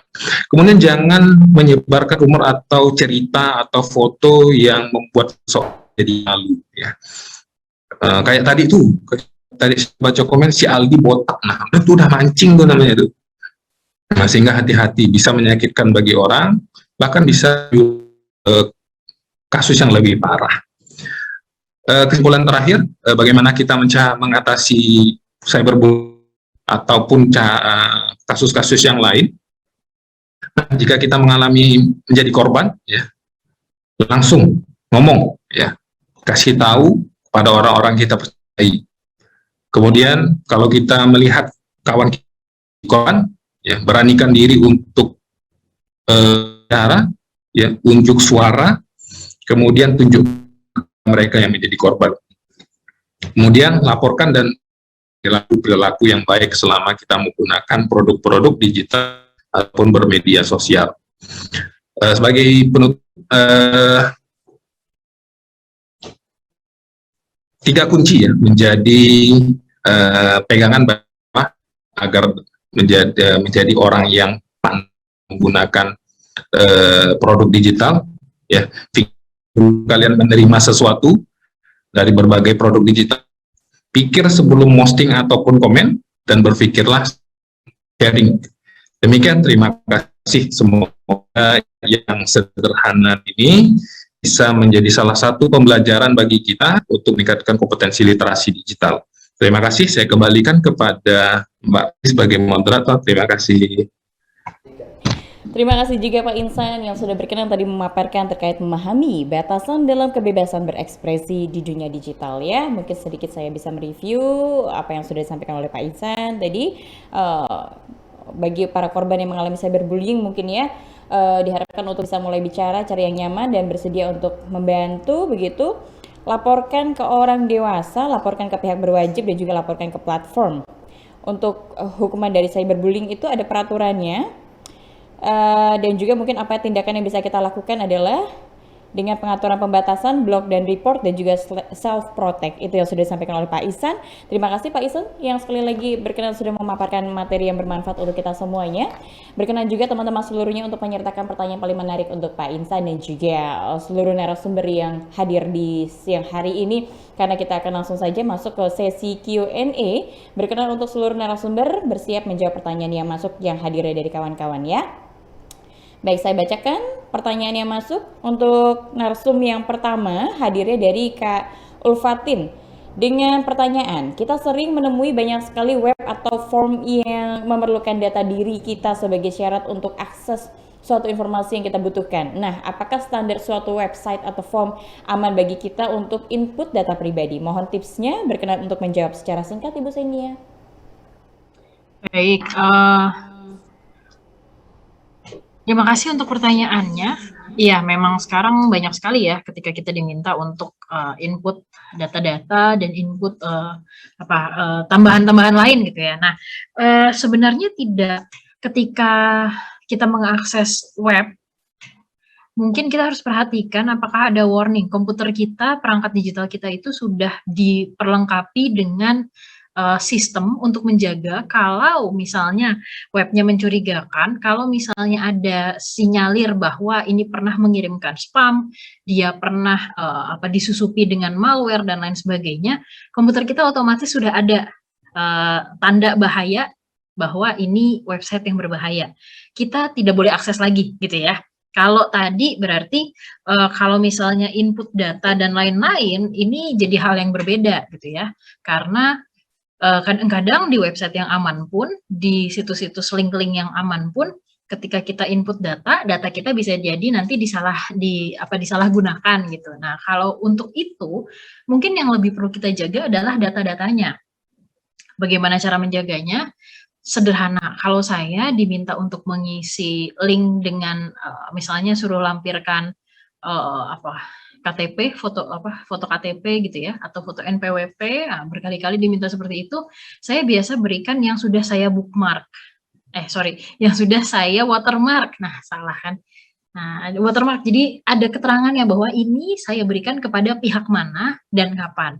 Jadi nanti kalau misalnya ada penyalahgunaan, saya gampang melacaknya, karena semua yang sudah saya berikan pasti ada keterangannya ini diberikan kepada siapa dan kapan. Gitu. Kalau untuk di luar itu, maka memang proteksi dari data-data yang sudah kita berikan itu berada pada pihak yang lain. Nah, ketika kita sudah memberikan data atau ketika kita mau memberikan data, maka kita harus sudah paham dengan semua risiko ini. Kalau kita ngasih data, pasti ada risiko bahwa data itu disalahgunakan. Itu sudah pasti gitu ya. Dan sampai sekarang Indonesia kita belum punya proteksi yang sangat kuat untuk hal ini, sehingga pastikan teman-teman dan Bapak Ibu untuk mengerti semua resiko yang akan terjadi di kemudian hari. Jadi nanti nggak terlalu jangan jadi nyalahin gitu ya. Jadi kita memang ya kesalahan pasti ada, tapi kita tetap harus melakukan tindakan-tindakan preventif dan mengetahui segala macam resiko yang bisa terjadi. Itu, terima kasih.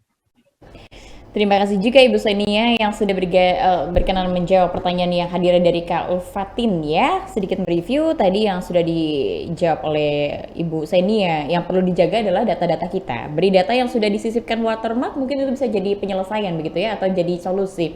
Terima kasih sekali lagi Ibu Senia. Beranjak untuk pertanyaan selanjutnya untuk narsum kedua atau untuk Ibu Enda dengan pertanyaannya hadirnya dari Devika. Sering kita dilihat orang-orang mengunggah screen capture dari chat pribadinya dengan orang lain baik sebagian atau keseluruhan. Nah, untuk kasus seperti ini sebenarnya boleh atau tidak? Berkenan untuk menjawab secara singkat, Ibu Endah. Oke, terima kasih untuk pertanyaannya. Nah, berhubungan dengan screen capture ya. Nah, jadi itu sebenarnya kalau untuk masalah pribadi sebaiknya jangan ya untuk mengunggah itu ke media sosial. Media sosial, nah itu tidak disarankan untuk mengunggahnya untuk masalah pribadi seperti itu. Kalau untuk screenshot berita-berita yang penting itu mungkin disarankan. Nah, seperti itu. Jadi untuk hal-hal yang mengenai pribadi, untuk mengenai hal-hal yang mungkin tidak pantas untuk ditampilkan di media sosial itu, sepertinya jangan untuk ditampilkan. Nah, seperti itu. Lebih baik kita menampilkan berita-berita yang baik-baiknya saja. Nah, seperti itu.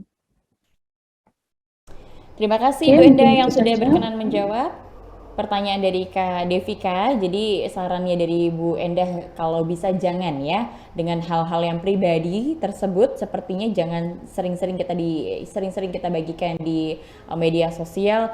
Dan sarannya dari Bu Endah mungkin hal-hal positif saja yang bisa diberikan di media sosial ya. Terima kasih.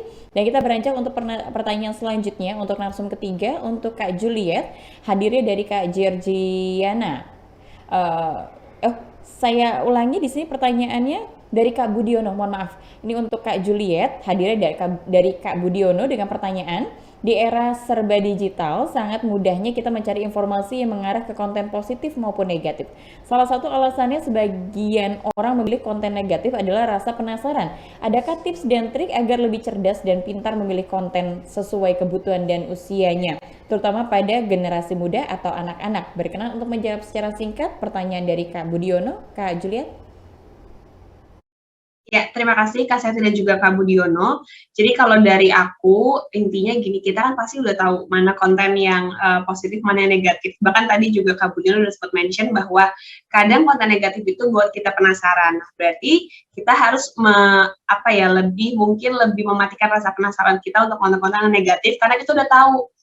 Dari judulnya aja misalnya udah provokasi, jadi ngapain kita lihat lagi? Karena kalau misalnya kita terus kasih makan rasa penasaran kita untuk hal-hal yang negatif, secara nggak langsung kita memerintah juga ke otak kita untuk terus mencari informasi yang negatif. Jadi lebih baik diabaikan saja.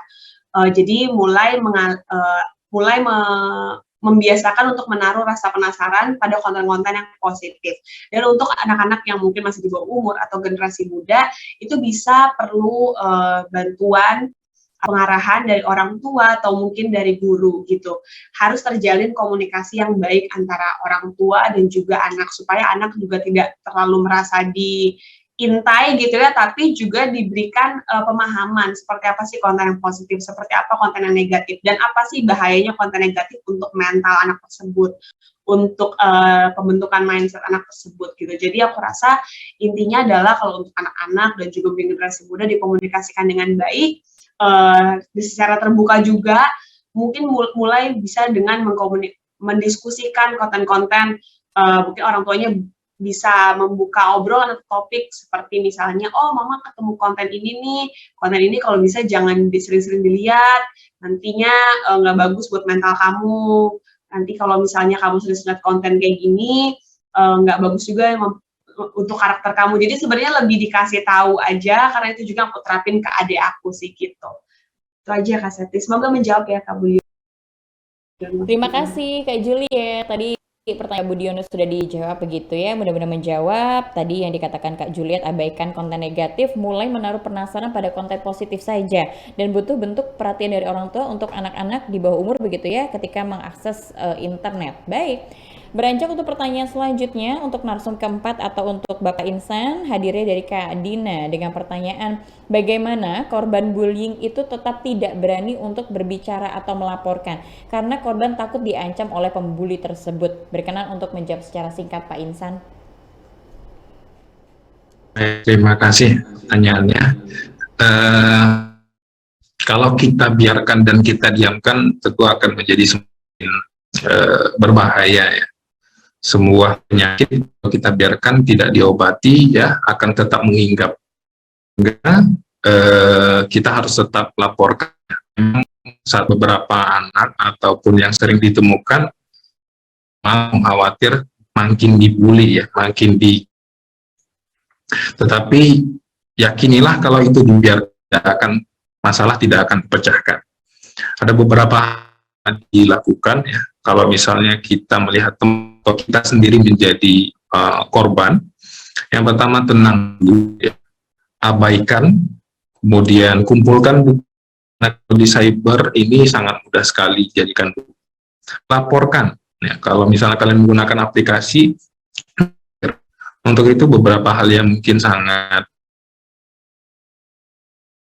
bisa dilakukan agar kita bisa terhindar dari masalah yang terjadi di dunia digital. Terima kasih.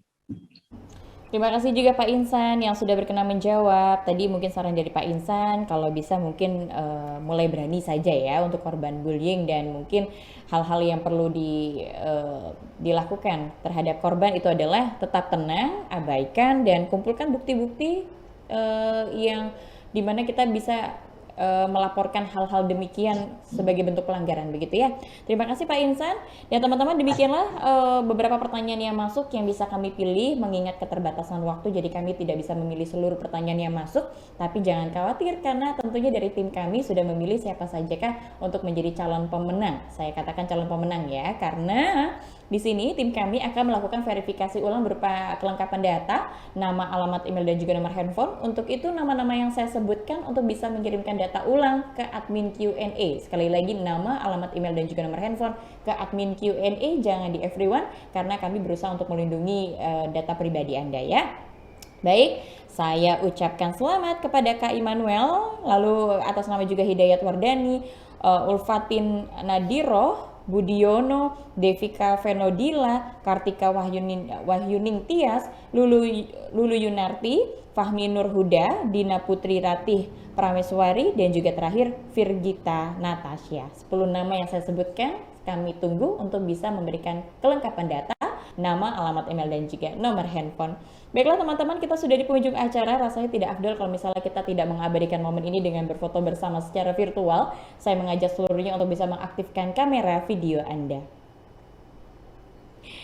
Baik, luar biasa sekali teman-teman. Serangkaian acara demi acara kami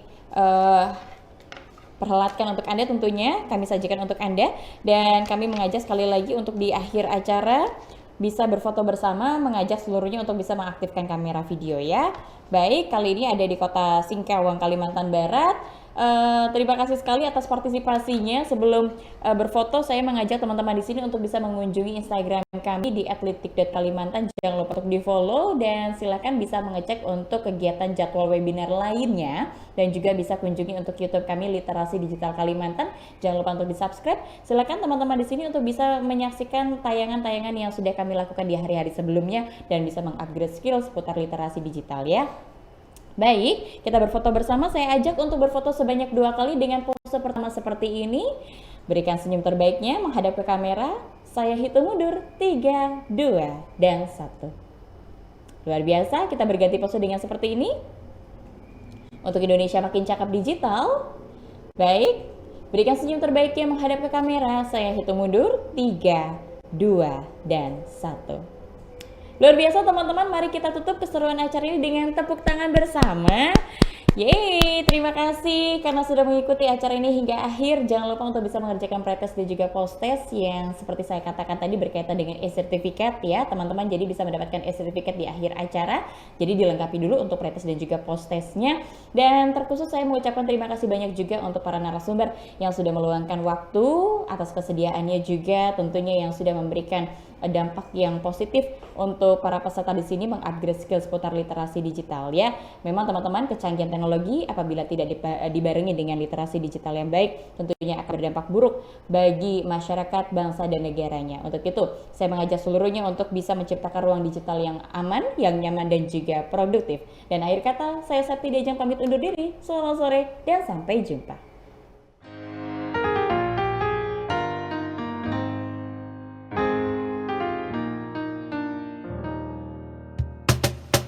Tolong aku melolong, baca sosmed bikin aku bengong. Banyak berita isinya bohong, bikin orang jadi saling menggonggong. Seperti ada niat sebar kebencian, tanpa peduli akan ada kerugian. Seperti dapat munculnya permusuhan, karena tertipu jadi curigaan. Gue pernah baca hoax di sosmed yang jadi merugikan tukang trompet. Katanya trompet bisa bikin kanker, trompet sih cuma bisa bikin bibir doer. Sylvester Stallone dibilang mati, Brad Pitt juga dibilang mati, Mr. Bean, Jackie Chan juga dibilang mati. Seneng banget doain orang mati. Harusnya ada etikanya bermain sosial media. Tak bisa asal mengirim tanpa dipikirin, bisa fatal akibatnya. Bersihkanlah udara kita dari kebencian. Sebarkan saja cintamu untuk Indonesia. Wahai kepada pengguna sosmed, mari bersatu sampai lengket. Jagalah persatuan, jangan lobet. Hati-hati banyak tukang copet. Hey, jangan sampai salah posting, bisa bikin orang jadi pusing. Cek dulu itu penting, jangan jadi cepat terpancing. Gue pernah takut salah minum, karena bahaya buat tulang sumsum. Hampir semua merek disebutkan, gara-gara itu gue kehausan. Gue tertipu isu PKI, katanya jutaan sudah dipersenjatai. Akibatnya gue keluar biaya, bikin persembunyian bawah tanah. Harusnya ada etikanya bermain sosial media. Tak bisa asal mengirim tanpa dipikirin, bisa fatal akibatnya. Bersihkanlah udara kita dari kebencian. Sebarkan saja cintamu untuk Indonesia. Bersihkanlah udara kita dari kebencian. Sebarkan saja cintamu untuk Indonesia. Bersihkanlah udara kita dari kebencian. Sebarkan saja cintamu untuk Indonesia.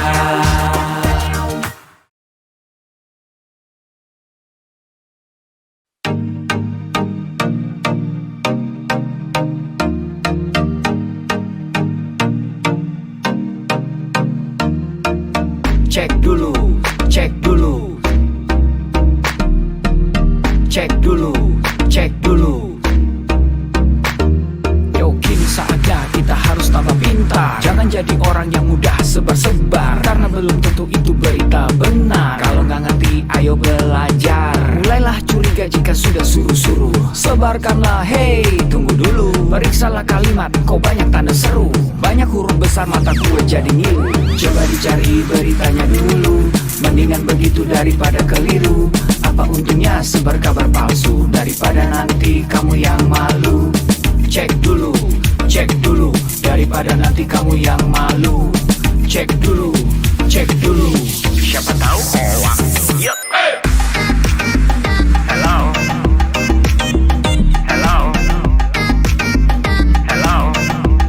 Siapa tahu hoax. Yup. Hello.